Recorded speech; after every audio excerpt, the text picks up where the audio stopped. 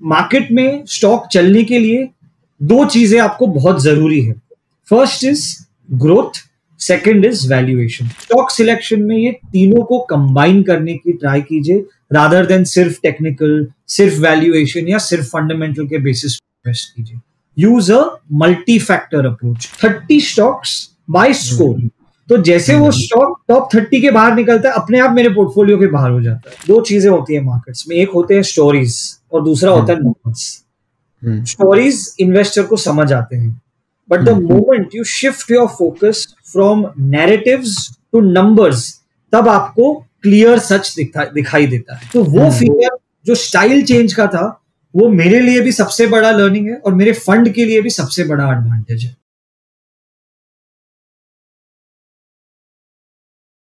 जय हिंद दोस्तों, मेरा नाम है नीरज और आप देख रहे हैं मार्केट की बात ग्रो के साथ। स्वागत है आप लोगों का मार्केट की बात के एक नए एपिसोड में। आज हमारे साथ एक ऐसे व्यक्ति हैं जो रिसर्च और इन्वेस्टमेंट की दुनिया में अपने सिग्निफिकेंट कंट्रीब्यूशंस के लिए जाने जाते हैं। ये है mister Siddharth Vora, head of quant investment strategies and fund manager at Prabhudas Lilladher asset management. India के one of the youngest fund managers होने के साथ इन्होंने इस फील्ड में कई यूनिक कॉन्ट्रीब्यूशंस जो हैं वो किए हैं। एक एग्जांपल है adaptive quantitative unbiased alpha, that is aqua. ये एक first of its kind flexi cap equity PMS है जो एक adaptive multi factor strategy use करती है। ये मिस्टर सिद्धार्थ का एक ब्रेन चाइल्ड रहा है और प्रभुदास लीलाधर ग्रुप की फ्लैगशिप पीएमएस ऑफरिंग बनने की दिशा में है। सिद्धार्थ जी 2016 में प्रभुदास लीलाधर से जुड़े और तब से quantitative research and investment management vertical को सेटअप और लीड कर रहे हैं। मिस्टर सिद्धार्थ वोरा एक चार्टर्ड अकाउंटेंट और सीएफए चार्टर होल्डर भी हैं। उन्होंने university of Warwick, United kingdom से मैनेजमेंट फॉर बिजनेस एक्सीलेंस में मास्टर्स ऑफ साइंस डिग्री और वर्ल्ड पॉलिटिक्स में डबल डिप्लोमा भी किया है। वो एक सेबी रजिस्टर्ड रिसर्च एनालिस्ट और इन्वेस्टमेंट एडवाइजर भी हैं। आज के एपिसोड में हम सिद्धार्थ जी से बात करने वाले हैं उनके इन्वेस्टिंग स्ट्रेटजीज के बारे में और जानने की कोशिश करेंगे कि how can you be an adaptive investor. तो चलिए शुरू करते हैं मार्केट की बात ग्रो के साथ with Siddharth Vora.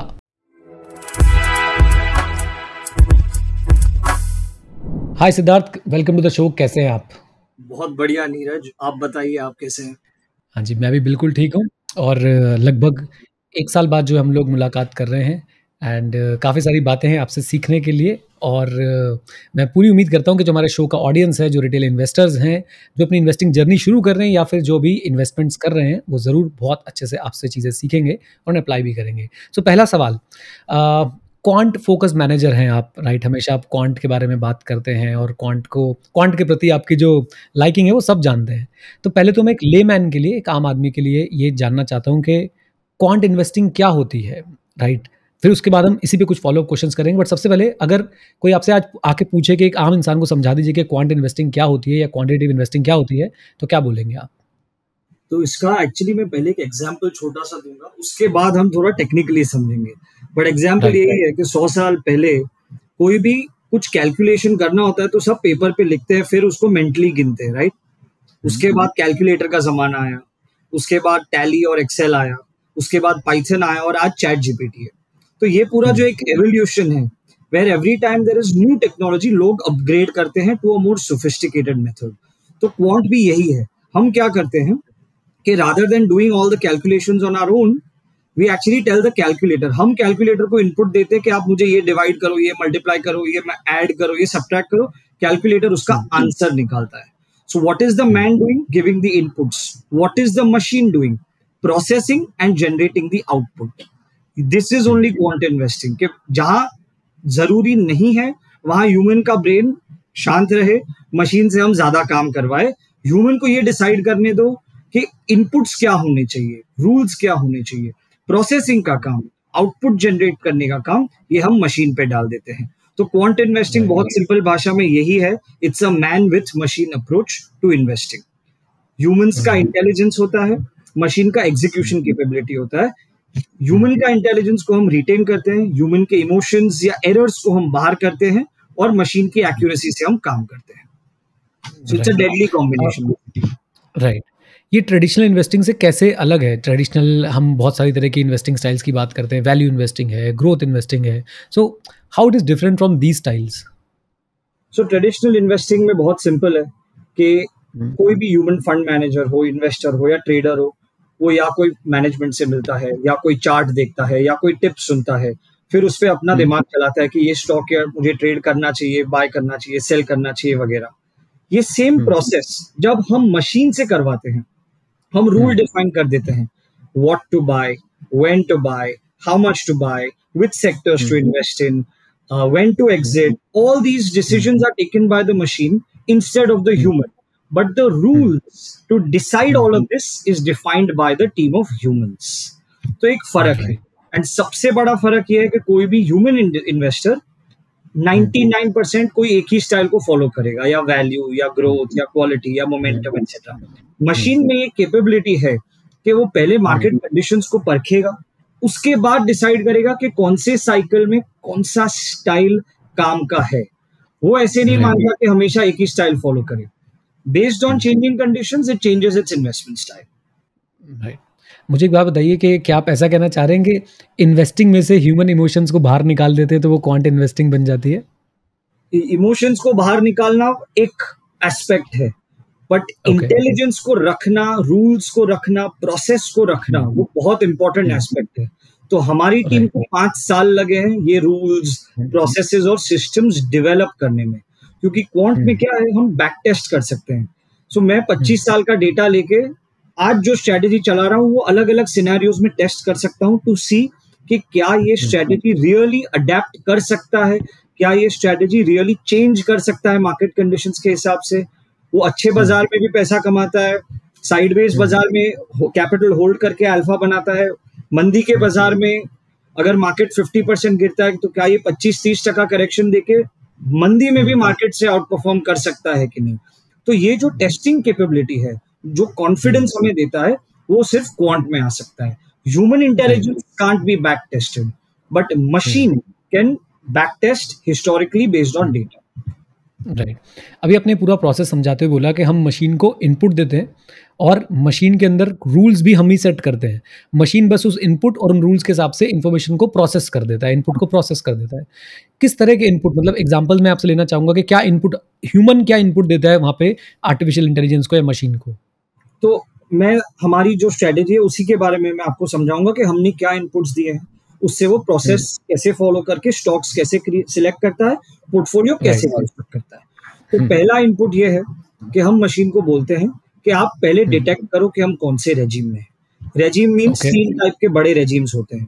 First is your risk regime, क्या हम रिस्क ऑन मोड में हैं, रिस्क ऑफ मोड में हैं, या रिस्क ट्रांजिशन मोड में हैं। तो based on lot of different market data from valuations, breadth, technicals, monetary cycle, macro cycle, retail flows, FII flows, currency, बहुत सारा हम चीजें देख के डिसाइड करते हैं कि हम कौन से साइकिल में हैं। तो उससे मुझे ये पता चलता है कि क्या मैं ज्यादा रिस्क लूं, रिस्क मॉडरेट लूं, या बहुत कम रिस्क लूं। फर्स्ट मुझे ये डिसाइड करना। सेकेंड इज मुझे ये डिसाइड करना है कि हम कौन से फंडामेंटल रेजिम में हैं, क्वालिटी रेजिम, वैल्यू रेजिम, या ग्रोथ रेजिम। क्योंकि हर साइकिल में इन तीनों में से कोई एक स्टाइल ज्यादा अच्छे से काम करता है। राइट। तो ये डिटेक्ट करने के लिए हम quality versus growth versus value के अलग अलग स्टॉक्स को कंपेयर करते हैं, उनका डेटा एनालाइज करके मशीन को बोलते हैं कि आप डिटेक्ट करो। थर्ड इज कौन सा टेक्निकल रेजिम है। टेक्निकल मीन्स मोमेंटम फॉलो करे, लो वॉलेटिलिटी फॉलो करे, लो बीटा फॉलो करे, हाई बीटा फॉलो करे। इसमें से कौन से टेक्निकल स्टाइल को हम अभी अपनाएं। तो बेसिकली हमारा मशीन हमें ये बोलता है कि ये 3 जो रेजिम है, रिस्क, फंडामेंटल और टेक्निकल, इन तीनों में से अभी कौन सा रेजिम हमें फॉलो करना चाहिए। और इसका लाइव एग्जाम्पल, दिसंबर तक हमारा मॉडल था रिस्क ऑन में, फंडामेंटल रेजिम था वैल्यू, टेक्निकल रेजिम था मोमेंटम। ओवर द लास्ट से 4 months we have gone from risk on to risk transition. The regime is changing from value to quality and value, and also the mix of low volatility या low risk वो भी बढ़ रहा है portfolio में। तो पहले जो सिर्फ मोमेंटम फोकस्ड जोन था, उससे हम बाहर जाके अब थोड़ा रिस्क पे ज्यादा ध्यान दे रहे हैं। तो दिसंबर तक स्ट्रेटेजी ने बोला फोकस ऑन मेकिंग मनी, जितना कमा सको उतना कमाओ, which is focus on returns. दिसंबर के बाद हमारा मॉडल क्या बोलता है, focus on risk adjusted returns. तो थोड़ा अग्रेसिव बहुत ज्यादा मत रहिए, थोड़ा कंजर्वेटिव हो। That is the first step. इसी हिसाब से मॉडल अलग अलग पहलुओं को हमारे लिए डिटेक्ट करता है और पोर्टफोलियो। राइट, आपने कौन कौन से वो बताए थे? Risk on, risk of and risk moderate, 3 आपने रिस्क के पैरामीटर रिस्क बताए थे। On, risk of and risk transition, जब कोई ओके, एक फेज से दूसरे फेज में हम जा रहे हैं। राइट, जैसे अभी आपने बताया कि दिसंबर तक आप एक फेज में थे, उसके बाद आप दूसरे फेज में जा रहे हैं। एग्जैक्टली। तो ये आप, सब तो बेसिकली इसका एक सिंपल एग्जांपल यही है कि जब हम गाड़ी चलाते हैं और हमको क्लीन एक हाईवे मिलता है, ट्रैफिक भी नहीं है, रास्ता भी साफ है, तो एक ड्राइवर सोचेगा कि मैं थोड़ा अच्छे स्पीड पे गाड़ी चलाऊं। फिर जैसे जैसे हाईवे खत्म हो रहा है, विजिबिलिटी कम हो रही है, that is your risk transition. अब ड्राइवर थोड़ी स्पीड कम करेगा, थोड़ा और ज्यादा कॉशियसली चलाएगा। फिर अगर घाट्स आ गए या बहुत ट्रैफिक वाला एरिया आ गया, तो ड्राइवर बहुत स्लो स्पीड पे चलाएगा। तो रिस्क ऑन, रिस्क ट्रांजिशन और रिस्क ऑफ यही है कि पोर्टफोलियो हमें कैसे नेविगेट कर सके। राइट, मतलब मैं देसी भाषा में बोल सकता हूँ कि जैसा देश वैसा भेष वाली जो कहावत है कि जैसी कंडीशन वैसा स्टाइल ऑफ इन्वेस्टिंग अपना लिया जाए, तो हम उसे बोलते हैं कि हम क्वांट जो है वो फॉलो कर रहे हैं। मैं एक आम आदमी के पर्सपेक्टिव से बात कर रहा हूँ, राइट? एब्सोल्युटली। मुझे एक बात इससे क्वांट पे ही फॉलो अप पे पूछनी है। इतनी सारी चीज़ें आपने बताई और मुझे तो सुन के बहुत कॉम्प्लिकेटेड लगा। क्या एक आम आदमी खुद से, एक रिटेल इन्वेस्टर खुद से ये क्वांट इन्वेस्टिंग ट्राई कर सकता है, या इसके लिए बहुत सारे सोफिस्टिकेटेड इंफॉर्मेशन सिस्टम्स या बहुत सारा सोफिस्टिकेटेड डेटा, इन सब चीज़ों की ज़रूरत पड़ेगी? दोनों चीजें। क्वांट का जो अप्रोच है वो अपना सकता है to make his investing better, but जो फुल फ्लेज्ड आप क्वांट इन्वेस्टिंग बोलते हो, जहाँ पे बहुत डेटा, मशीन्स, टीम, प्रोग्रामिंग बहुत चाहिए, वो आई थिंक एक इंडिविजुअल के लिए बहुत टफ होगा। बट फिर भी क्वांट के अप्रोच से वो ऐसी बहुत सारी क्रिटिकल चीजें हैं जो वो अपने इन्वेस्टिंग में अपना सकते हैं। लाइक 6 डिसीजन होते हैं जो कोई भी इन्वेस्टर को लेने होते हैं at any point of time. First decision is कौन से टाइम पे कितना पैसा इक्विटी में हो, कितना पैसा इक्विटी के बाहर हो। इक्विटी के बाहर could be in cash, could be in gold, could be in debt. इसे हम बोलते हैं एसेट एलोकेशन डिसीजन। हम मॉडल से ये डिसाइड करते हैं, बट इन्वेस्टर भी, हम ऐसा कहते हैं कि इन्वेस्टर को भी एवरी मंथ 2 मंथ्स अपना पोर्टफोलियो रिव्यू करना चाहिए based on market and macro cycle. ये डिसीजन रीइवैल्यूएट करना चाहिए। सेकंड डिसीजन कौन से सेक्टर में कब इन्वेस्टेड रहना चाहिए। हम ऐसा मानते हैं क्वांट में कि we don't want to pick favourites, we want to pick winners. दोनों में बहुत फर्क है। फेवरेट्स मीन मुझे जो अच्छा लगता है, विनर्स मीन्स जो एक्चुअली आउट परफॉर्म कर सकता है। क्वांट ये दोनों में सेग्रीगेट करता है। उसका फोकस यही है कि जितना डेटा हो वो एनालाइज करके वो विनर्स पिक कर सके। तो रिटेल इन्वेस्टर को भी अपने बायसेस, अपने फेवरेट से बाहर उठ के ये सोचना चाहिए कि कौन सा सेक्टर में रियली मेरिट है based on growth, valuation, momentum, etcetera. And finally what is very important is investors को इन्वेस्टिंग शुरू करने के लिए they should not start with any biases कि मैं रियल एस्टेट में नहीं डालूंगा, इंफ्रास्ट्रक्चर में नहीं डालूंगा, पीएसयू में नहीं डालूंगा, सिर्फ एफएमसीजी में रहूंगा, सिर्फ आईटी में रहूंगा। सो ऐसे बहुत सारे बायसेस है। तो retail investors should start investing without biases. And finally retail investors को ये समझना चाहिए कि हर मार्केट कंडीशन में आप बहुत ज्यादा रिस्क नहीं ले सकते। मार्केट कंडीशन के हिसाब से अपना रिस्क एपेटाइट चेंज कीजिए। एंड आज के तारीख में इतना इंफॉर्मेशन, न्यूज, ओपिनियन सब है मार्केट में, तो आप मार्केट ट्रैक कीजिए और इतना एक गेज समझ लीजिए कि अभी बहुत रिस्क लूं, बहुत अच्छे कंडीशंस है, थोड़ा रिस्क कम लूं या बहुत कम रिस्क लूं। तो अगर इन्वेस्टर अलर्ट रहता है कौन से सेक्टर्स, क्या एसेट एलोकेशन, कितना रिस्क, कौन सा स्टाइल, तो इन्वेस्टर भी ये अप्रोच अपने इन्वेस्टिंग में अडॉप्ट कर सकता है। राइट, आपने एसेट एलोकेशन की बात करी, मैं इसे करंट मार्केट कंडीशन से ज़रूर कनेक्ट करना चाहूँगा। हम लोग देख रहे हैं कि मार्केट ऑलमोस्ट एक न्यू हाई बना रहा है, डेली बेसिस पे कुछ ना कुछ न्यू हाई बना रहा है। तो डू यू थिंक कि this is the right time कि इक्विटी को थोड़ा सा जो है वो अपने पोर्टफोलियो को थोड़ा सा कट किया जाए, इक्विटी में थोड़ा सेलिंग की जाए, प्रॉफिट बुक करके उसे कहीं और एलोकेट किया जाए? कुछ ऐसे थॉट्स हैं अभी?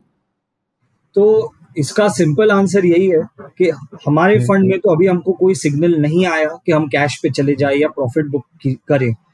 बट मार्केट में जो रिस्क है वो उसको डील करने के बहुत सारे मेथड्स है। Profit booking, exiting the market, creating cash is not the only solution. There are other solutions also to manage risk. And I'll tell you how we look at risk management and risk mitigation. So risk mitigation और risk management में एक फर्क है। एक जो known risk है market के, उसको आप मिटिगेट कर सकते हो, जो मुझे आज से पता है कि ये रिस्क मार्केट में हमेशा होते हैं। दूसरे जो अननोन रिस्क है, like covid was unknown, wars are unknown, election outcomes are unknown, तो ये अननोन रिस्क है, इसको आप प्रिडिक्ट नहीं कर सकते, इसको सिर्फ आप रिस्पॉन्ड कर सकते हैं। तो बेसिकली मैं डेली लाइफ का ही एग्जांपल लूंगा इसमें। सबने सुना है कि विटामिन्स खाने से you are improving your health, आप आपका इम्यूनिटी बढ़ाते हो, तो आप ये चांसेस रिड्यूस कर रहे हो कि आपका तबीयत बिगड़े। But at the same time जब तबीयत बहुत ज्यादा बिगड़ जाए, कोई इन्फेक्शन या डिजीज हो जाए, तब आप डॉक्टर के पास जाते हो, तब आप उसको डिटेक्ट कराते हो कि आपको प्रॉब्लम क्या है, तब वो शायद आपको एंटीबायोटिक्स देगा। तो कैश कॉल जो है वो एंटीबायोटिक्स है, उसको सिर्फ इमरजेंसी सिचुएशन में हमको लेना चाहिए। But other than that, keep having your vitamins, keep working out, keep maintaining all the good principles of maintaining your health. That is called risk mitigation. जो पहले से पता है उसको मिटिगेट करिए, जो पहले से पता नहीं है उसको प्रेडिक्ट करने में टाइम वेस्ट मत कीजिए, जब आएगा तब उसको अच्छे से रिस्पॉन्ड कीजिए। What are the methods of responding to risk? One method is कि आप अपना स्मॉल कैप मिक्स कम कीजिए, लार्ज कैप में ज्यादा चले जाइए, सिक्लिकल सेक्टर्स का एक्सपोजर कम कीजिए, डिफेंसिव सेक्टर में एक्सपोजर बढ़ा दीजिए, पोर्टफोलियो का बीटा 1.5 है उसको 1 पे लेके आइए, 0.8 पे लेके आइए। अगर आप एक मोमेंटम ओरिएंटेड स्टाइल फॉलो कर रहे हो तो आप quality and low vol style में शिफ्ट कर दीजिए। So these are methods where पहले आप रिस्क परखते हो फिर उसे रिस्पॉन्ड करते हो, ये आपके एंटीबायोटिक्स है। And what are methods like vitamins, पहले हम एक बड़ा रिस्क जानते हैं जो लिक्विडिटी रिस्क है, तो आप पहले दिन से ट्राई कीजिए कि आप लिक्विड स्टॉक्स में इन्वेस्टेड रहे, इनलिक्विड स्टॉक से दूर रहे। तो हम हमारे मॉडल में क्या करते हैं, टॉप 500 स्टॉक्स में मार्केट कैप को इवैल्यूएट करते हैं, उसमें से 100 इनलिक्विड स्टॉक्स को पहले यूनिवर्स से बाहर कर देते हैं। तो ये मेरा लिक्विडिटी रिस्क पहले से हमने डील कर दिया। दूसरा रिस्क क्या है, फंडामेंटल रिस्क, गवर्नेंस रिस्क। इसमें हम क्या करते हैं, जो बचे 400 स्टॉक जो बच जाते हैं उसको हम फंडामेंटल रेड फ्लैग्स पे इवैल्यूएट करते हैं, नंबर्स से इवैल्यूएट करते हैं, और 100 और स्टॉक यूनिवर्स के बाहर कर देते हैं। तो बेसिकली मैंने 100 और 200 स्टॉक एलिमिनेट कर दिए। इससे मैंने 2 रिस्क जो मुझे पहले से पता है कि ये आ सकते हैं, लिक्विडिटी एंड फंडामेंटल, वो दोनों को डील कर लिया। और रिस्क कौन सा है, concentration risk. Concentration risk means कि मेरा पूरा पोर्टफोलियो मैंने 5-10 स्टॉक में लगा दिया है, तो अगर वो 5-10 स्टॉक अच्छा करेंगे तो मैं बहुत अच्छा करूंगा, वो अच्छा नहीं करेंगे तो मेरा पोर्टफोलियो बहुत मार खाएगा।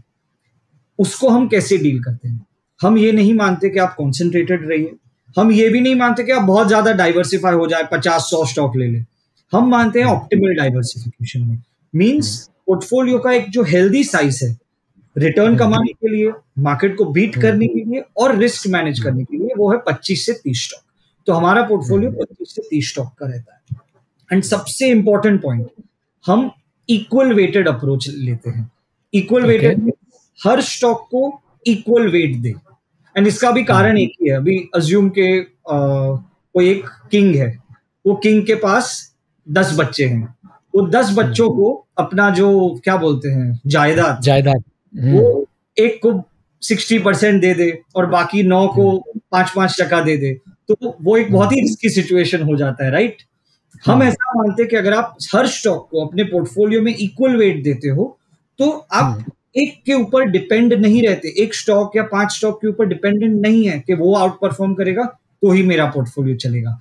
आप अपना रिटर्न अपॉर्चुनिटीज स्कैटर कर रहे हो, आपका रिस्क डिवाइड कर रहे हो। तो इससे हम ये देखते हैं कि पोर्टफोलियो में ज्यादा रेजिलियंस आता है और रिटर्न्स ज्यादा रिपीटेबल होते हैं। रिपीटेबल मतलब अगर मेरा पोर्टफोलियो 3-4 स्टॉक से पैसे कमाता है और बाकी के जो 20-25 स्टॉक है वो अंडर परफॉर्म करते हैं, तो अगर मेरा कॉल वो 3 स्टॉक पे गलत गया तो मेरा पोर्टफोलियो गिर जाएगा। पर अगर मैं 30 स्टॉक का पोर्टफोलियो बनाता हूं और उसमें से सिर्फ 20 स्टॉक यूजुअली अच्छा करते हैं, तो ये प्रोसेस ज्यादा रिपीटेबल है as opposed to a very concentrated strategy. Right, great. Okay, तो आज हमने पहले क्वांट पे तो बात कर ली, बट आज मैं चाहता हूँ कि हम बात करेंगे मार्केट में जो बदलाव आ रहे हैं, तो उसमें मैं ज़रूर जानना चाहूँगा कि हम एक अडॉप्टिव इन्वेस्टर कैसे बन सकते हैं जो मार्केट को अडॉप्ट करता रहे? So let's start with the concept के एक अडॉप्टिव इन्वेस्टर को आप कैसे डिफाइन करते हैं? What does it mean to be an adaptive investor in the market? पहले तो हम एक ये एग्जाम्पल समझते हैं कि ये मैं बहुत बार बोल चुका हूँ, पर मैं वापस इसको दोहराना चाहता हूँ कि सिर्फ 25 साल पहले हमें कोई एक पॉइंट ए से पॉइंट बी जाना होता था और रास्ते नहीं पता होते थे, तो हम क्या करते थे, लोगों को पूछते थे एंड फिर वहां पहुंचते थे, या हमको वो रास्ता याद रखना पड़ता था, राइट? आज के जमाने में ना उबर ड्राइवर्स ना हमारे ड्राइवर किसी को ज्यादा रास्ते याद रहते नहीं है, वो लोग सिर्फ गूगल मैप्स पे रिलाई करते हैं to take them from point A to point B. तो इन्वेस्टिंग में भी ये जो एक फर्क आया है कि पहले सब मैन्युअली करो, ड्राइवर पे रिलाई करो टू नो द रोड्स, और आज गूगल मैप्स पे रिलाई कर रहे हैं, वो एक पहला फर्क है एक्टिव इन्वेस्टिंग या ट्रेडिशनल इन्वेस्टिंग और क्वांट इन्वेस्टिंग में। कि traditionally humans were the only source or the key man to make all decisions. Today, technology is supporting the decision making process. Now, within this, I will take one example of how Google Maps का navigation has changed the way we travel. तो उसमें हम क्या देखते हैं कि अगर आप point A to point B का डालते हो, तो जब आप जर्नी स्टार्ट करते हो तब वो आपको एक रूट दिखाता है, फिर से आप 20 मिनट ट्रैवल कर लिए और 40 मिनट्स बाकी है, फिर कोई रोड ब्लॉक हुआ या ट्रैफिक बढ़ा या ऐसा कुछ हुआ, तो गूगल मैप रीरूट कर लेता है। It gives you another way to reach that same destination. तो ये जो रीरूटिंग का फैसिलिटी है गूगल मैप्स में, क्वांट इन्वेस्टिंग में जो अडेप्टेबिलिटी है वो यही है कि द मोमेंट यू सी कि something has changed, have a plan B और have a method to reroute so that your portfolio still reaches the same destination. और हमारा फाइनल डेस्टिनेशन क्या है? इन्वेस्टिंग में फाइनल डेस्टिनेशन क्या है? मार्केट से रिटर्न कमाना, वो हमारा डेस्टिनेशन नहीं है। मार्केट रिटर्न से ज्यादा रिटर्न कमाना वो हमारा डेस्टिनेशन है। विच मीन्स अगर निफ्टी ईटीएफ आपको 12-13% दे रहा है और आपको कुछ मेहनत करना ही नहीं है, तो आप सिर्फ निफ्टी ईटीएफ में पैसा डालिए, 15 साल उसको रहने दीजिए, आप 12-13% से लॉन्ग टर्म कंपाउंडिंग करेंगे। बट ऑब्वियसली इन्वेस्टर्स को उतना इजी रास्ता भी नहीं चाहिए और उतना सब ऑप्टिमल आउटकम भी नहीं चाहिए। They want to beat the market. So, the destination for all investors is what we call alpha. Alpha means outperformance. Market से हम ज्यादा कमाएं। तो वो स्ट्रेटेजीज जो हमें अलग अलग कंडीशंस में अल्फा की तरफ ले जाते हैं, वही स्ट्रेटेजी एक अडेप्टिव इन्वेस्टर को अपनानी चाहिए। और उसमें सबसे क्रिटिकल पॉइंट ये है कि आप कोई भी प्री डिसाइडेड या प्री कंसीव नोशन के साथ इन्वेस्टिंग कीजिए ही मत, बिकॉज कोई भी प्री कंसीव नोशन पास्ट को रिफ्लेक्ट करता है, फ्यूचर को नहीं। फॉर एग्जाम्पल, अगर आप 2020 के साइकिल के पहले हम चले जाएं एक बार, तो तब तक PSUs were out of favour for the last 5 years. IT was doing well, private banks were doing well, consumer sectors were doing well, FMCG was doing well. Cap goods, real estate, infra, PSUs, they were out of favor for almost 10 years. So what would a traditional investor think? कि ये sector में पैसा बन ही नहीं सकता, इनको छोड़ो। अगले 3 साल क्या हुआ? यही सेक्टर में सबसे ज्यादा पैसा बना। Private bank major underperformer, FMCG major underperformer, IT major underperformer. How would an adaptive investor think? Adaptive investor ये सोचेगा कि अब डेटा चेंज हो गया है, इंटरेस्ट रेट्स बढ़ रहे हैं, गवर्नमेंट कैपेक्स बढ़ रहा है, गवर्नमेंट का इंफ्रा स्पेंडिंग बढ़ रहा है, डिफेंस इंडिजिनाइजेशन हो रहा है, बहुत सारी चीजें चेंज हो रही है। तो अगर macro and market conditions change हो रहे हैं, तो मेरे पोर्टफोलियो में भी वो चेंज आने चाहिए। What is a change? Get out of private banks, get out of FMCG, because वहां ग्रोथ बहुत ज्यादा नहीं आने वाला है compare to defence, cap goods, real estate, infra, automobiles, जहां ग्रोथ बहुत ज्यादा आने वाला है। तो we call this sector rotation. Sector rotation is one way to be an adaptive investor. Style change or style alignment is a second way to be a adaptive investor. कि 2020 के पहले के साइकिल में सब दो ही वर्ड्स को जानते थे इंडिया में, invest in quality companies, invest in growth companies. 2020 के बाद 2 नए टर्म्स आ गए इंडिया में, invest in value companies, invest in companies with good momentum. तो साइकिल चेंज हुआ, इन्वेस्टिंग स्टाइल चेंज हुई। यही चीजें अगर इन्वेस्टर समझ सके और वैल्यू और मोमेंटम स्टॉक्स में पिवट कर सके एज दैट चेंजेस वापस रीरूट कर सके अपने आप को, वही तो करना अडेप्टिव इन्वेस्टर को, चेंज करना। राइट। अब आपने जैसे भी आपने अच्छा एग्जांपल दिया पीएसयू का, डिफेंस का, हम सब ने देखा कि पिछले समय में, पिछले रीसेंट पास्ट में कितने ज़बरदस्त रिटर्न्स जो यहाँ पे बने। बट एक आम आदमी ये ट्रेंड्स को कैसे पहचाने, कैसे डिस्कवर करे कि चेंज होने वाला है, कैसे उसको हवाओं का रुख पता चले, ऐसी क्या वो एक्टिविटीज़ करे, क्या वो लर्निंग करे, किस चीज़ को रीड करे, ताकि वो पता लगा पाए कि भाई ये जो डिफरेंट मार्केट फैक्टर्स हैं या डिफरेंट हैपनिंग्स हैं उनके ऊपर वो कमांड बना पाए। बराबर। So I think let's start with the basics of what you need to get right in selecting stocks. Market में एक प्रिंसिपल है, वो प्रिंसिपल का नाम है डेल्टा। डेल्टा मीन्स जो हो चुका है उसको वैल्यू नहीं मिलेगा, जो हो सकता है उस पे पैसा बनेगा। So basically first principle is बहुत ज्यादा ध्यान पास्ट पे मत दे, जहां खड़े हो वहां से आगे देखने की कोशिश कीजिए। सेकंड, मार्केट में स्टॉक चलने के लिए दो चीजें आपको बहुत जरूरी है। First is growth, second is valuation. Growth means stock का प्राइस दो कंपोनेंट से बनता है, EPS and PE multiple.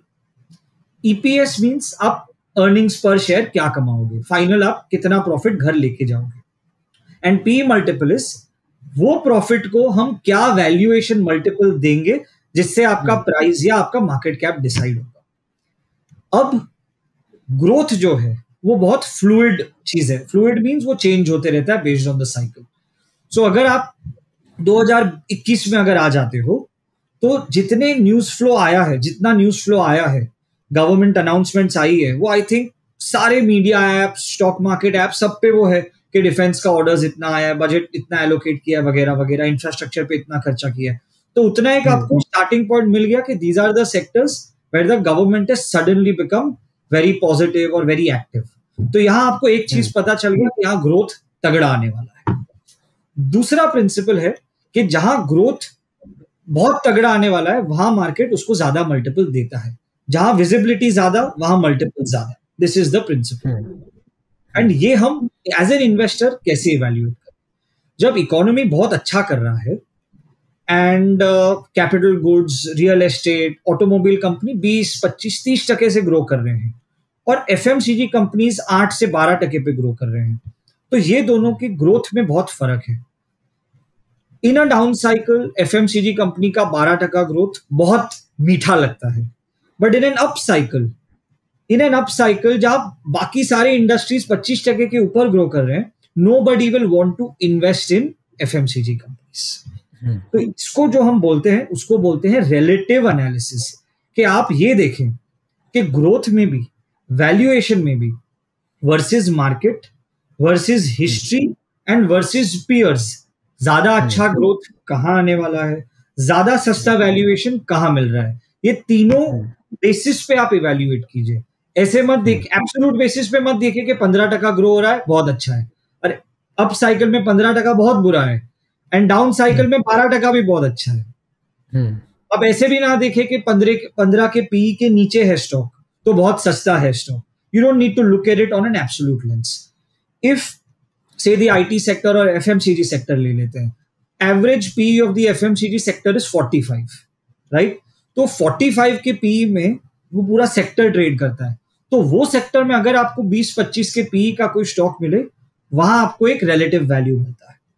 Similarly अगर आप क्वालिटी आरओई देखें या आरओई देख लीजिए, तो पूरा ये एफएमसीजी सेक्टर 25-30 के आरओई के ऊपर ट्रेड करता है। बट एफएमसीजी सेक्टर में जो कंपनी 16% के आरओई पे ट्रेड करता है वो एक्चुअली बहुत अच्छा कंपनी नहीं है। तो आप पहले ये सोचिए कि आप एब्सोल्यूट लेंस से किसी चीज को मत देखिए, मार्केट में सब कुछ रिलेटिव लेंस से देखा जाए। एंड हमेशा स्टॉक सिलेक्शन में आप 3 चीजें कंबाइन कीजिए, fundamentals, which is mainly growth and quality, valuation, which means versus its industry peers and versus its past, आप क्या मल्टीपल पे स्टॉक में एंटर कर रहे हो, and finally technicals, which is momentum, volatility of the stock। ये तीनों चीजें ऑलमोस्ट सारे स्टॉक मार्केट एप्स पे ये डेटा मिलता है। स्टॉक सिलेक्शन में ये तीनों को कंबाइन करने की ट्राई कीजिए, रादर देन सिर्फ टेक्निकल, सिर्फ वैल्यूएशन या सिर्फ फंडामेंटल के बेसिस पे इन्वेस्ट कीजिए। Use a multi factor approach, not a single factor approach to investing. Right.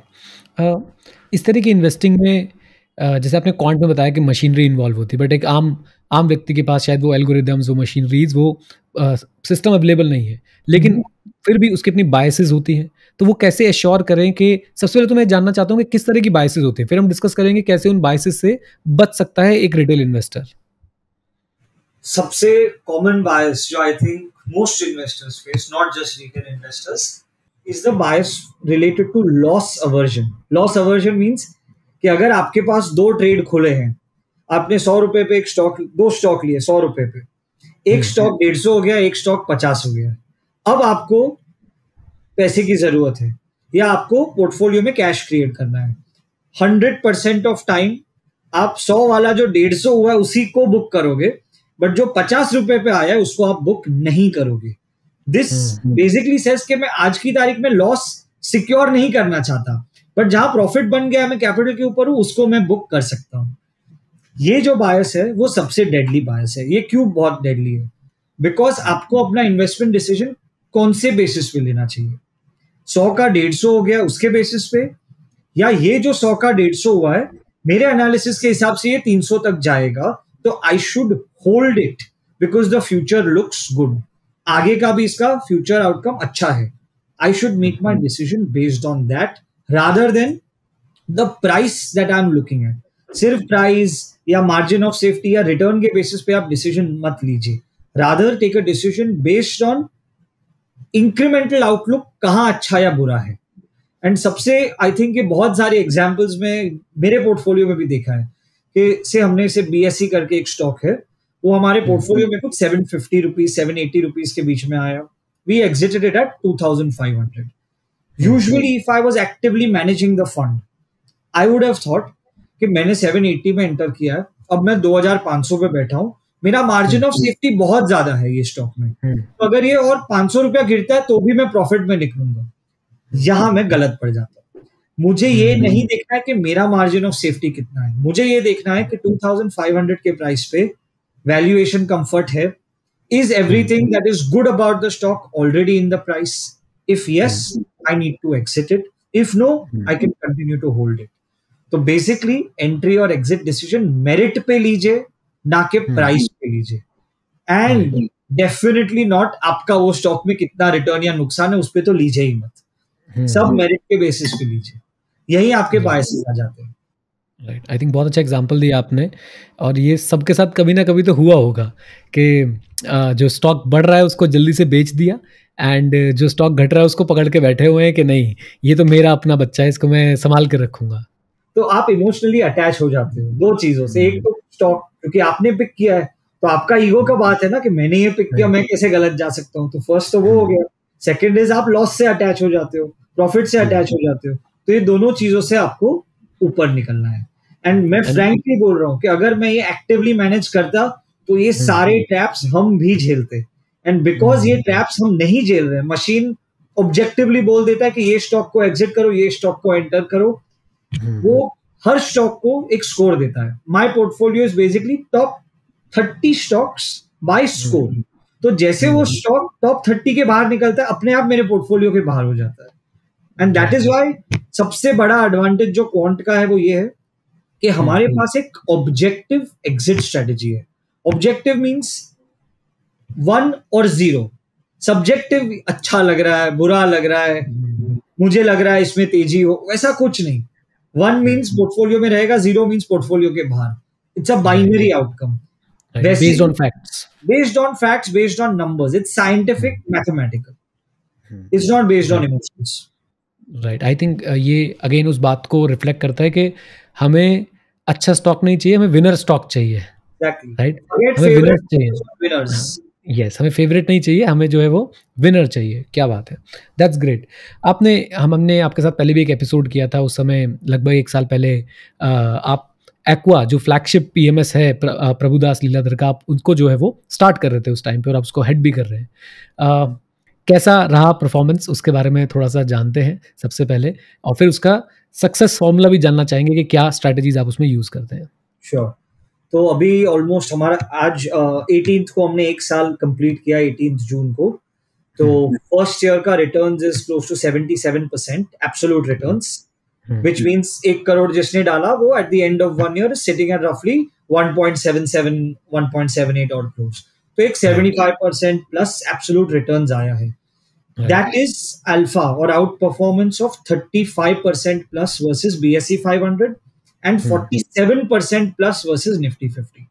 तो हमारा जो एक स्टार्टिंग पॉइंट था, राइट, कि हमें ऐसा स्ट्रेटेजी बनाना है जो अल्फा क्रिएट कर सके. Markets have been kind and strategy has also been very adaptive, very responsive, and for those reasons I think हम ये अल्फा अच्छा जनरेट कर सके हैं. एंड कंसिस्टेंटली इंडिया में जो पूरा फ्लेक्सी कैप पीएमएस का कैटेगरी है वहां हम टॉप रैंकिंग फंड में कंसिस्टेंटली आए हैं. At the end of 1 year हमने 350 करोड़ जितना ये फंड में रेज किया है AUM. So I think investors are also very happy. Performance has also been good. But again, एक साल का performance in a good market is obviously healthy. But our long-term assumption is that this should consistently beat the market over any 1, 3, 5-year cycle with a 15% plus alpha. तो हमारा focus return पे है ही नहीं, हमारा focus सिर्फ alpha के number पे. Right right मैं आपसे पूछने वाला था कि सस्टेनेबल नंबर क्या होगा, क्योंकि ये तो एक बड़ा ही इस समय मुझे लगता है कि आज जैसा आपने बताया कि मार्केट्स काफ़ी काइंड रही, 70% एक बहुत ही ज़बरदस्त जो है वो रिटर्न है और अल्फा भी आपने बहुत अच्छा निकाला है. तो सस्टेनेबली आप टारगेट कर रहे हैं कि 15% का अल्फा. 15% का alpha. And I have tested this strategy since 2006. तो इसका long term CAGR is close to 30 to 33%. Long term alpha is close to 21%. But I am assuming on a more sustainable basis of 15% plus alpha and a 25 to 30% odd long-term compounding is something that Aqua can achieve in the future. Right मैं aqua का process भी समझना चाहूँगा कि how do you select the stocks, but उससे पहले मैं जानना चाहता हूँ कि एक रिटेल इन्वेस्टर पीएमएस अफोर्ड नहीं कर पाता. ये आज भी जो है मुझे लगता है कि अच्छी बात भी बुरी बात भी, अलग अलग पर्सपेक्टिव्स हैं इसके. सो एक रिटेल इन्वेस्टर्स कैसे पार्टिसिपेट कर सकता है, एक्वा जैसी स्ट्रेटजी वो कैसे बना सकता है, जो भी आप बताने वाले हैं उसको क्या करना चाहिए? सो एक्चुअली आज की तारीख में see different mutual fund houses also, I think everybody is launching something और the other in the quant category. So अगर इन्वेस्टर वो स्ट्रेटजी को क्वांटिटेटिव एलोकेशन देना चाहता है, अपने पोर्टफोलियो का एक से 5, 10, 20% एलोकेशन क्वांट स्ट्रेटजीज में देना चाहता है, तो आज की तारीख में तो सिर्फ mutual fund is the best route. अलग अलग AMCs एक स्कीम लॉन्च कर सकते हैं in the quant category. That is one way to take access. And other is हमारा भी विजन है कि प्रोबेबली नेक्स्ट 1.5 साल में हम भी एक हमारा म्यूचुअल फंड लॉन्च करें, because over the last 5-6 years हमने क्वांट के पूरे R&D में बहुत ज्यादा मेहनत किया है. क्वांट इंफ्रास्ट्रक्चर, क्वांट रिसर्च में हमने बहुत ज्यादा काम किया है. तो अभी हमारे बहुत सारे स्ट्रेटजीज रेडी है. So with the whole quantitative edge and PL's 80 years capital market experience and expertise, we think that our quantitative oriented mutual funds also should be offered to investors, to retail investors. So हमारा वो plan है कि probably next 1-1.5 साल में हम mutual fund offerings हमारे investors के लिए ले आ सकें. मैं एक सवाल आपसे पूछना चाहता हूँ कि आज भी रिटेल इन्वेस्टर, जब ये क्वांट इतनी अच्छी सक्सेसफुल स्ट्रैटेजी है, राइट, और हमने देखा है कि कितने रिटर्न्स बन सकते हैं इसमें, आज भी रिटेल इन्वेस्टर इस स्ट्रेटजी से डरता है या उसको पता नहीं है, या वो अभी भी वो buy and hold coffee can उसमें ही वो कहता है कि मैं खुश हूँ कि चलो ठीक है, मैं इसी से जो है रिटर्न्स जितने कमा रहा हूँ, आई एम हैप्पी. आपके क्या थॉट्स है एक रिटेल इन्वेस्टर के पॉइंट ऑफ व्यू से? सी रिटेल इन्वेस्टर्स को पहले अपना फोकस, 2 चीजें होती है मार्केट्स में, एक होते हैं स्टोरीज और दूसरा होता है नंबर्स. स्टोरीज इन्वेस्टर को समझ आते हैं, but the moment you shift your focus from narratives two numbers, तब आपको क्लियर सच दिखाई देता है. क्वांट में because it is scientific, because it is little technical, retail investors को लगता है कि ये बहुत कॉम्प्लेक्स चीज है, राइट. ये कॉम्प्लेक्सिटी से लोग डर सकते हैं. तो हम और मेरे जैसे इंडिया में जो भी और क्वांट में फील्ड में काम कर रहे हैं, हमारा अटेम्प्ट यही है कि हम क्वांट को इंडियन इन्वेस्टर्स के लिए सिंप्लीफाई कर सके. एंड क्वांट का सबसे बड़ा टेक अवे क्या है? सबसे बड़ा टेक अवे है कि आप जो रिटर्न कमा रहे हो या जो रिस्क मैनेज कर रहे हो, वो आप अपने इमोशन, गट, इंस्टिंक्ट से नहीं कर रहे हो, आप वो डेटा ड्रिवन प्रोसेसेस से कर रहे हो. एंड हमने वर्ल्ड ओवर देखा है कि processes are always more sustainable than individual person का डिसीजन मेकिंग। बिकॉज आप ये एक्सपेक्ट नहीं कर सकते कि एक ह्यूमन बीइंग अलग अलग मार्केट कंडीशंस में डेटा को देख के सेम रिस्पॉन्स या एक्यूरेट रिस्पॉन्स देगा। बट आप ये इतना तो मान सकते हो कि मशीन को अगर आप एक्यूरेट डेटा दोगे तो उसका एक एक्यूरेट आउटपुट निकालेगा। जैसे मैंने पहले स्टार्टिंग में कैलकुलेटर का बोला था, probability of human making a calculation error very high, probability of machines और a calculator अगर आप उसको 10 नंबर दे दो एडिशन के लिए तो आपको 100% कॉन्फिडेंस है कि कैलकुलेटर आपको जो नंबर फाइनल देगा वो सही देगा। तो यही एडवांटेज है जो एक एफिशिएंसी एक्यूरेसी मशीन लाता है वो ह्यूमन इन्वेस्टर्स नहीं ला पाते। एंड इसका सबसे बड़ा प्रूफ ये है कि आज की तारीख में अमेरिका जो वर्ल्ड का सबसे मदर मार्केट है 35% money is managed quantitatively. And हमारे जो यूएस बेस्ड इन्वेस्टर्स है वो हमको इसीलिए पैसा दे रहे हैं बिकॉज हम क्वांट स्ट्रेटेजी चलाते हैं। जब हम एक्टिव स्ट्रेटेजी उनके पास लेके जाते हैं हमको वो बोलते हैं कि we don't believe in active only. 1989 में ये आप डेटा आप समझिए 1989 में 90% of money in US was managed actively, 10% passively. आज की तारीख में 35-37 is quant, 26 is active and roughly 40-42 is passive, which means कि 90% जो एक्टिव मनी मैनेजर्स का शेयर था वो आज की तारीख में सिर्फ 26% पे आ गया है। तो ये बहुत बड़ा मार्केट शेयर लॉस हुआ है। तो as India also evolves and becomes more sophisticated, India will also see that quant investing is probably a more sophisticated and sustainable way of making money in the markets. Right. एक confusion और भी retail investors के mind में रहती है कि quant और momentum same है क्या? बिल्कुल भी नहीं। Thank you for asking this question, right. तो हम अलग अलग फैक्टर्स एनालाइज करते हैं जिससे हम स्टॉक सिलेक्ट करते हैं। And I will give you examples of what these factors are like. One factor is quality. Quality means जो कंपनी का balance sheet, leverage, capital efficiency, capital structure बहुत ज्यादा अच्छा हो, स्ट्रांग हो, रोबस्ट हो, जिसमें कैश फ्लो ज्यादा, जो कैश फ्लो जनरेशन ज्यादा स्ट्रांग हो जिसका, वो है high quality companies. They are stronger than all their peers. They are stronger than all the other industries. So FMCG companies, IT companies are high cash generating, high ROE companies with low debt. They are typically or high quality companies. But can you not find quality companies in other industries? The way we look at it, you can. Because हम एक industry set को जब compare करते हैं उससे हमको पता चल जाता है कि ये इंडस्ट्री में 50 कंपनी है पर ये 5 बाकी 45 से बेहतर है। तो हम जैसे फैक्टर्स को देखते हैं, I told you before, absolute basis पे नहीं, relative basis पे देखते हैं। We try to find something that is better but not best. हमको better से ही पैसे बनाने हैं क्योंकि best सबको पता है, best में कोई edge बचा नहीं है। better जब आप ढूंढते हो तब आप edge निकाल सकते हो उसमें से। तो quality एक फैक्टर हो गया, valuation दूसरा फैक्टर हो गया, growth तीसरा फैक्टर हो गया, momentum चौथा फैक्टर हो गया, risk या volatility पांचवा फैक्टर हो गया, liquidity छठा फैक्टर हो गया, मैक्रोज 7th फैक्टर हो गया, सेक्टर स्ट्रेंथ 8th फैक्टर हो गया, डिविडेंड 9th फैक्टर हो गया, बीटा 10th फैक्टर हो गया। तो अभी हम ये 10 फैक्टर समझते हैं। तो momentum is one of the factors which people use to make a decision. It is not the only factor, but yes there are some strategies which purely believe in momentum investing. Momentum क्या बोलता है? जो stock अच्छा कर रहे हैं वो stock आगे भी अच्छा करेंगे। और ये काम क्यों करता है? ये काम इसलिए करता है बिकॉज इंफॉर्मेशन को डिस्काउंट होने में टाइम लगता है। से गवर्नमेंट का पहला अनाउंसमेंट आया कि हम डिफेंस को इंडिजिनाइज करेंगे, हम नेट इंपोर्टर से नेट एक्सपोर्टर बनेंगे। फर्स्ट अनाउंसमेंट आया, स्टॉक्स 5-10% चले। फिर 1 महीने बाद ऑर्डर बुक का अनाउंसमेंट आया तो पता चला कि ओके इनकी ऑर्डर बुक्स में विजिबल डिफरेंस है तो स्टॉक्स और चले। फिर पता चला कि गवर्नमेंट ने बजट में बहुत ज्यादा एलोकेशन डिफेंस सेक्टर्स को किया तो स्टॉक्स और चले। तो ये मोमेंटम क्यों आता है?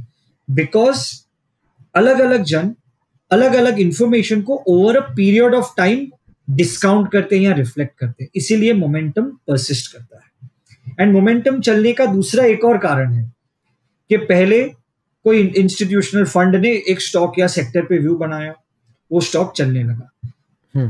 तब दूसरे इन्वेस्टर्स ने कहा कि अभी हमको ये ठीक नहीं लग रहा है, we will look at it later, कि अभी ऑलरेडी 20% चल गया, अब हम इसको चढ़ के नहीं लेना चाहते। फिर स्टॉक और 20% चलता है, फिर उनको फोमो आता है कि अरे यार ये तो 40% चल गया, सब बोल रहे हैं और 50% चलेगा, how can I miss out, let me buy. फिर ये पूरा एक नेटवर्क इफेक्ट होता है। जब सबको फोमो आता है तो people keep buying those same stocks. So momentum is a factor that cannot be explained logically, but it persists in the market. Market में ये फिनोमिना होता है, बट इसका आप 100% लॉजिकल डेफिनेशन या एक्सप्लेनेशन नहीं दे सकते। इसीलिए सिर्फ मोमेंटम के बेसिस पे इन्वेस्ट करना I would say is a very risky strategy. एक्वा में हम क्या करते हैं? Is momentum one of the factors we look at to evaluate stocks? Yes. Is it the only factor? No. How do we use momentum to our advantage? अगर हमारा model ये बोलता है कि अभी हम मोमेंटम रेजिम में हैं, टेक्निकल रेजिम इज मोमेंटम, तो हम पोर्टफोलियो सिलेक्शन में मोमेंटम का वेट बढ़ा देते हैं। से मेरा base weight to momentum might be 15%, but अगर रेजिम मोमेंटम का है तो वो 15 का मैं 20% वेट कर दूंगा। पर अगर रेजिम चेंज होता है तो मैं मोमेंटम का वेट कम कर दूंगा और रिस्क या वॉलेटिलिटी का वेट बढ़ा दूंगा। तो अलग रेजिम में अलग फैक्टर को वेट देना, यही से आपको अडेप्टेबिलिटी आती है। लास्ट 1 साल में हमने वैल्यू को बहुत ज्यादा वेट दिया था बिकॉज हम वैल्यू रेजिम में थे। बट अगर अब हमारे मॉडल्स ऐसा रेकमेंड कर रहे हैं कि we are moving out of value and probably moving into a quality regime, तो हम धीरे धीरे वैल्यू फैक्टर का वेट कम करेंगे, क्वालिटी फैक्टर का वेट बढ़ाएंगे। This is how strategy changes its colours. Right. Briefly आप बता सकते हैं कि ऑल्दो आपने काफ़ी सारी बातें रिवील कर दी हैं, बट मैं चाहता हूँ एक स्ट्रक्चर्ड फॉर्म में थोड़ा सा क्विकली शॉर्ट में एक्वा की अप्रोच क्या होती है, क्या स्टेप बाय स्टेप फॉर्मूला होता है, अगर सम अप कर पाए तो। श्योर। तो स्टेप 1 में we detect the regime detection, that is step 1, which is the fundamental regime, what is the risk regime, what is the technical regime and what is the size regime. Size means large cap focus ज्यादा रहना है या mid and small focus ज्यादा रहना है। तो इससे मुझे 4 आंसर मिल गए। Fundamental means quality growth value में से अब कौन सा स्टाइल पकड़ूं, मोमेंटम लो वॉल से कौन सा स्टाइल पकड़ूं, high risk low risk and risk transition में से कौन सा स्टाइल पकड़ूं, एंड लार्ज मिड स्मॉल पे क्या एलोकेशन करूं।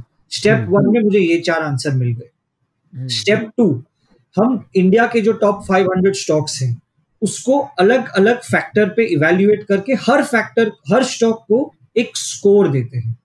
फॉर एग्जाम्पल, मैंने जो आपको 10 फैक्टर बोले, right, quality growth value dividend momentum volatility etcetera sector सब लिक्विडिटी, वो सब स्टॉक को सारे फैक्टर में हम रेटिंग देते हैं, तो हर स्टॉक का एक स्कोर निकलता है।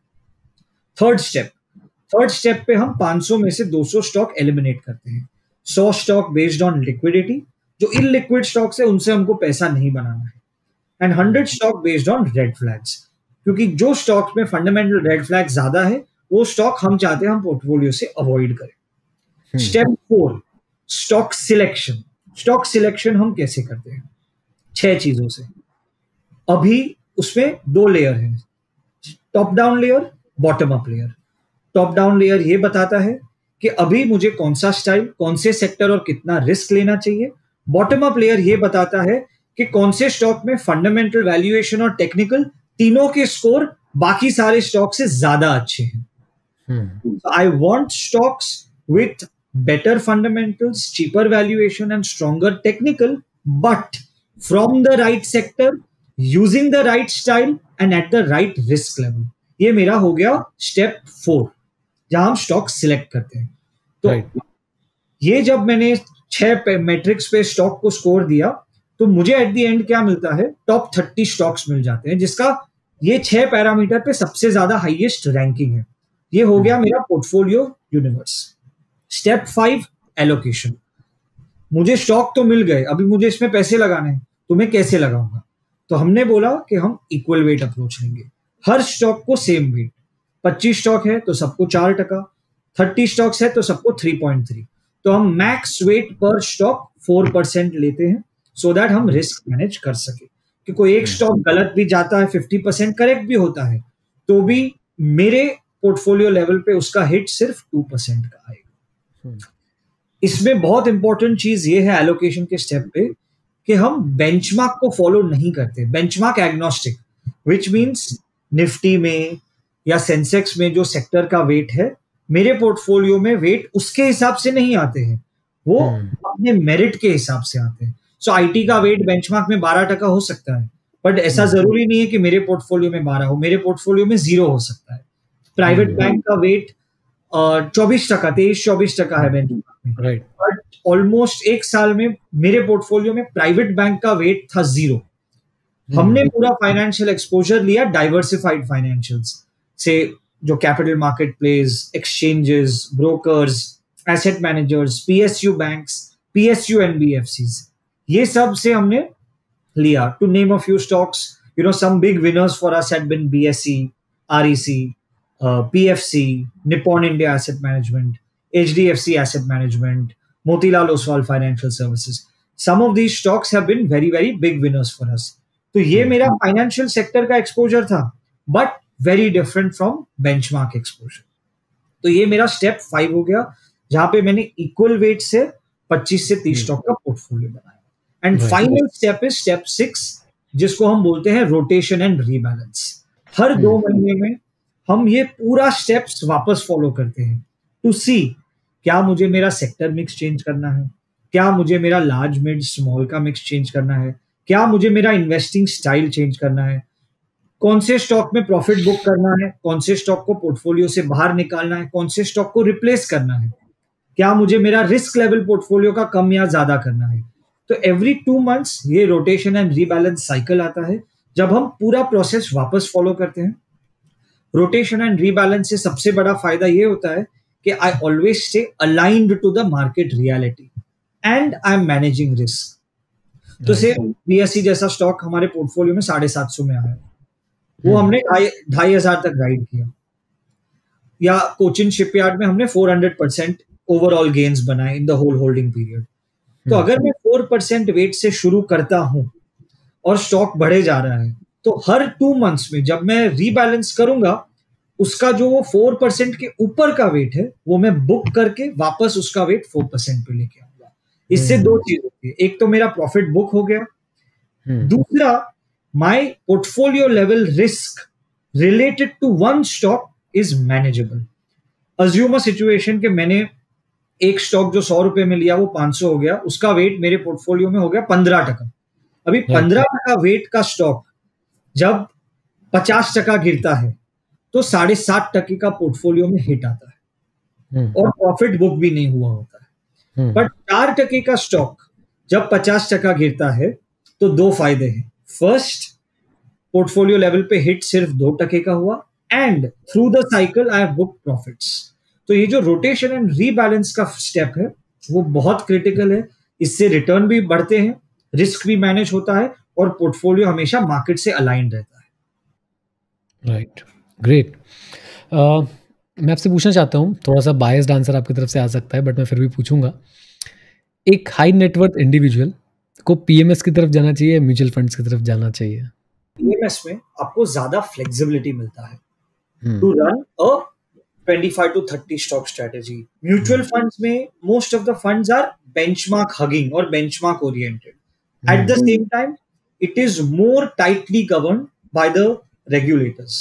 सो इससे क्या होता है कि आपको जो बहुत ज्यादा फ्लेक्सिबिलिटी मिल सकता है एक पीएमएस में, वो उतना लेवल का फ्लेक्सिबिलिटी आपको म्यूचुअल फंड में नहीं मिलता। एंड दूसरा जो एडवांटेज पीएमएस का है is ultra HNIs and HNIs actually prefer to have a direct fund manager access. They prefer to have their portfolio managed in their own demat accounts as well. Mutual fund में तो आपको सिर्फ NAV दिखता है, PMS में आपको हर holding दिखता है, तो PMS is more transparent. Mutual fund में आपको फंड मैनेजर एक्सेस नहीं है, पीएमएस में आपको फंड मैनेजर एक्सेस है। यूजुअली कोई क्वांट पीएमएस होता है तो आपको वहां की मैन रिस्क भी नहीं होता है, बट म्यूचुअल फंड में यूजुअली की मैन रिस्क होते हैं। Another big advantage is some of the very large PMSs that are doing well, there is a promoter skin in the game.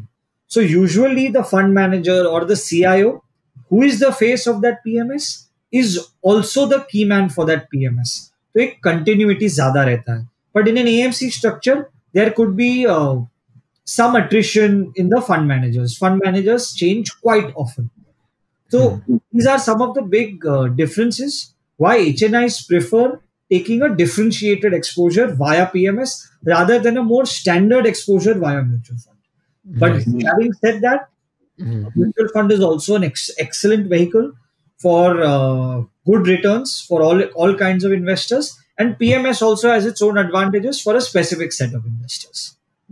Right. Mutual fund में जो मुझे advantages लगते हैं मैं वो बता देता हूँ. एक तो टैक्स मुझे लगता है कि पीएमएस में थोड़ा सा परेशान कर देता है. अगर बहुत ज़्यादा जब चर्निंग हो रही होती है तो वो टैक्स का इंसिडेंस जो है वो इन्वेस्टर पे आ जाता है, जो कि शायद म्यूचुअल फंड में, जहाँ तक मेरी नॉलेज बोलती है, वो नहीं आता है इन्वेस्टर पे. You're right about that. And दूसरी एक चीज़ मुझे लगता है, जो डिविडेंड जब अर्न होता है, जब डिविडेंड आता है, तो टू बी वेरी ऑनेस्ट मैं समझ नहीं पाता कि मैं खुश हूँ कि दुखी हूँ कि मुझे डिविडेंड मिला है. रीज़न बीइंग क्योंकि जब स्टॉक्स पे डिविडेंड मिलता है जो पीएमएस में होता है, वो फिर डिविडेंड भी आपके पास स्लैब रेट्स पे जो है वो टैक्सेबल हो जाता है, जबकि म्यूचुअल फंड में if I am not wrong वो री इन्वेस्ट हो जाता है, वहाँ पे भी आपका टैक्स बच जाता है. टैक्स एक तरीके से सेव होता रहता है और कंपाउंड होता रहता है. बराबर है. तो इसमें टैक्स का जो आपने पॉइंट लिया, तो एक तो mutual fund is more tax efficient, but always PMS और म्यूचुअल फंड में the fight is what? Mutual fund is a risk adjusted return vehicle. PMS is an alpha vehicle. Those who seek alpha come to a strategy, PMS strategy, and those who seek market linked returns or market plus minus 250-300 basis points, they go to mutual funds. And if I show you some data, you will be shocked, right? तो India में जितने mutual funds है, say in the large cap category, 85% plus mutual funds can't beat the benchmark only over a 5-year period. 90% can't beat the benchmark over a 3-year period. So underperformance is there.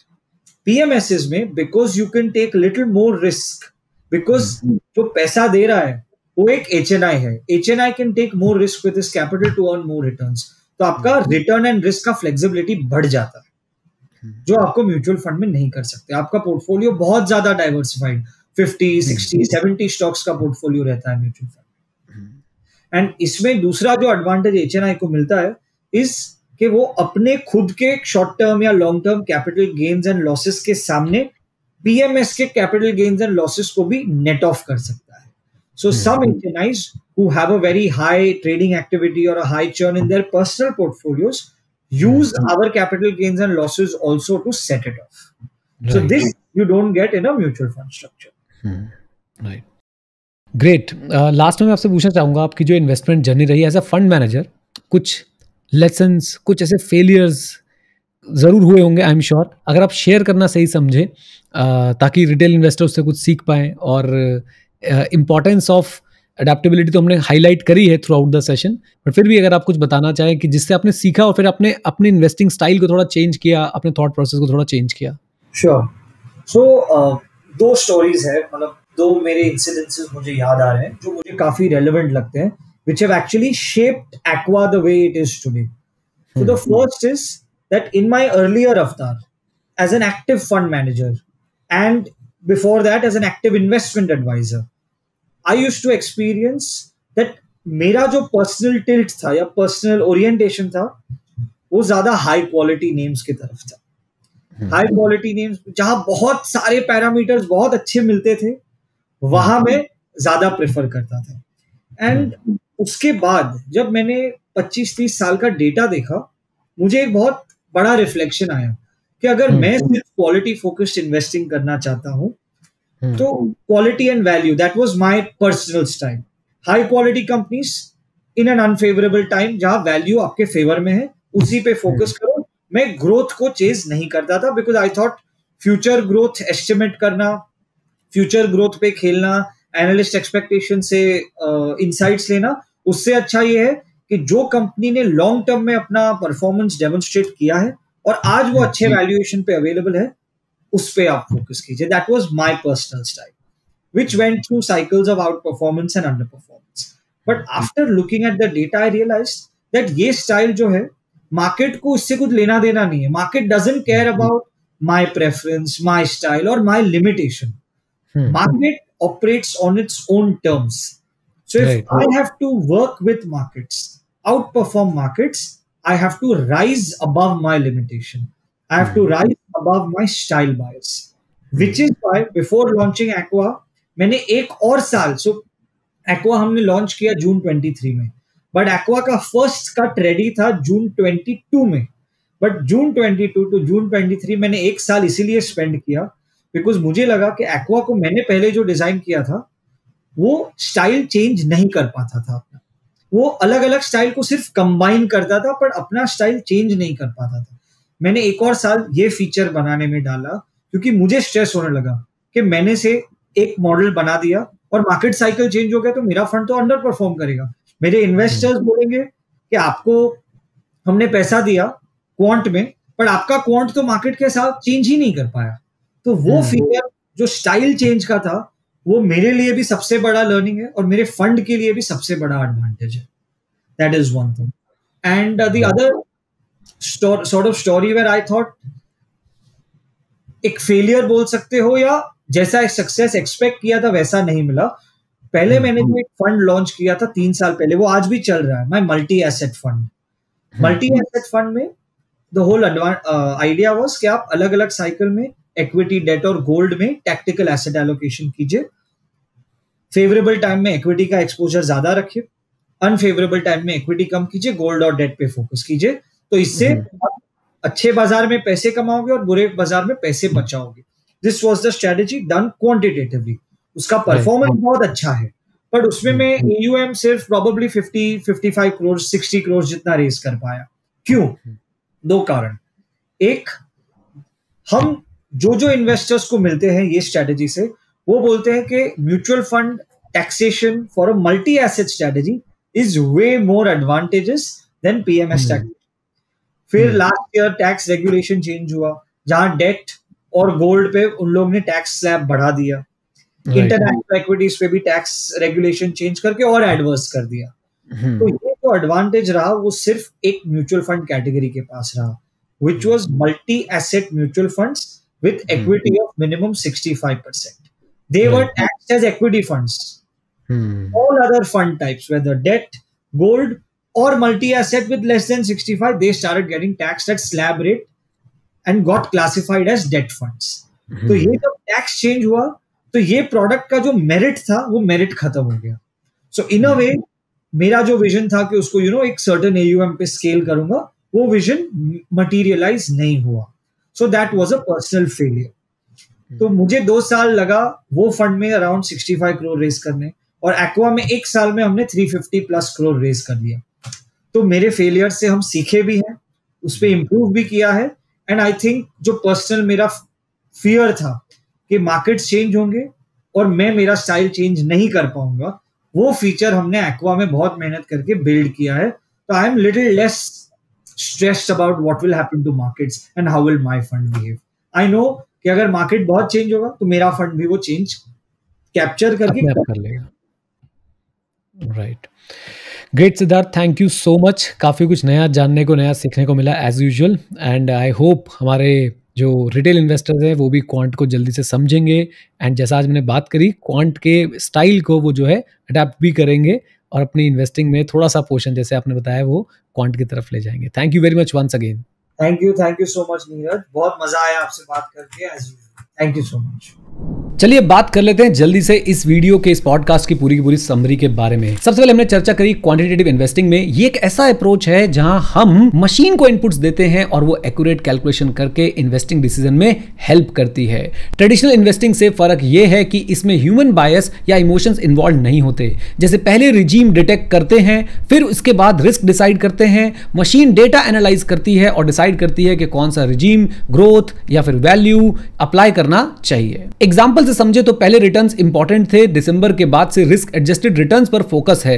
Risk के भी कुछ types हो गए जिन्हें consideration में लिया जाता है एज सिनेरियो चेंजेस, जैसे कि रिस्क ट्रांजिशन। अब बात कर लेते हैं कॉमन मैन और क्वांट इन्वेस्टिंग के बारे में। कॉमन मैन के लिए क्वांट इन्वेस्टिंग एक सर्टेन हायर लेवल पर मुश्किल है क्योंकि एसेट एलोकेशन डिसीजन टफ होता है। In the race of winners versus favourite हमें अपने विनर्स को पिक करना चाहिए और इन्वेस्टिंग में अपने बायसेस को अवॉइड करना चाहिए। न्यू हाई पे एसेट एलोकेशन पे अब चर्चा कर लेते हैं। न्यू हाइज के टाइम एसेट एलोकेशन ऑल्टर कर सकते हैं। रिस्क मिटिगेशन फोकस होना चाहिए जिससे इमरजेंसीज के लिए कैश होती है। रिस्क मिटिगेशन के कुछ मेथड्स हो सकते हैं जैसे try to invest in liquid stocks, fundamental risk या गवर्नेंस रिस्क को इवेल्युएट करो। डाइवर्सिफिकेशन के साथ कंसंट्रेशन रिस्क को अवॉइड करें लेकिन ज्यादा डाइवर्सिफाई ना करें। Keep it optimal and healthy, maximum to 25 to 35 stocks और एक इक्वल वेटेड अप्रोच रखो। अडैप्टिव इन्वेस्टर, एक अडैप्टिव इन्वेस्टर को प्लान भी रेडी रखना चाहिए। मार्केट बीट करने की सोच और वैल्यू ग्रोथ मोमेंटम कंपनीज में इन्वेस्ट करें। स्ट्रेटेजी को मार्केट के हिसाब से चेंज करें। ट्रेंड्स असेस करना हो तो रिलेटिव एनालिसिस करें। Now let's talk about investor bias. Investor का कॉमन बायस लॉस एवर्जन होता है।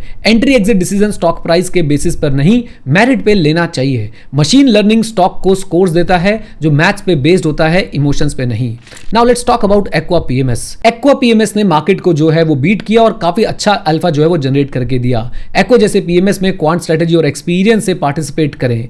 पीएल ग्रुप जल्दी ही म्यूचुअल फंड स्टार्ट करेगा। पीएल ग्रुप की एम क्वांट इन्वेस्टिंग को सिंप्लीफाई करना है आम लोगों के लिए। Now quant versus momentum investing, कुछ फैक्टर्स हैं जैसे quality, valuation, growth, momentum, risk and more. Momentum investing में रिस्क होता है, डिफरेंट रिजीम्स के लिए डिफरेंट स्ट्रेटेजीज अप्लाई होती है, जैसे एक्वा का एक स्टेप बाय स्टेप फॉर्मूला है। पहला स्टेप रिजीम डिटेक्शन, इसके बाद स्टॉक इवैल्यूएशन ऑन 10 फैक्टर्स, फिर रेड फ्लैग स्टॉक्स को एलिमिनेट करें। स्टेप 4 है कि स्टॉक को सिलेक्ट करें। स्टेप 5 है पोर्टफोलियो में आप लोग जो है वो स्टॉक का एलोकेशन करें, वेट असाइन करें सारे के सारे स्टॉक को। मैक्सिमम वेट जो है 4% रहना चाहिए जिससे लॉस कम हो। एंड लास्टली रोटेशन और रीबैलेंस करते रहें। रिटेल इन्वेस्टर्स के लिए लेसन्स, ग्रोथ चेज ना करें। मार्केट इन्वेस्टिंग स्टाइल की परवाह नहीं करता, अपने इन्वेस्टिंग स्टाइल बायस से ऊपर उठें। मार्केट चेंज के टाइम इन्वेस्टिंग स्टाइल चेंज करने से डरे नहीं। तो ये था हमारा आज का एपिसोड। उम्मीद करता हूं आप लोगों को पसंद आया होगा। पसंद आया तो वीडियो को लाइक कर दीजिएगा, चैनल पर नहीं तो इसे सब्सक्राइब कर लीजिएगा और साथ में हमारे साथ जुड़ जाइएगा। With this note, thank you, stay connected, stay here, जय हिंद। और हम मित्रों सीखते रहें क्योंकि सीखना शुरू तो जीतना शुरू। Bye bye and take care, God bless you all.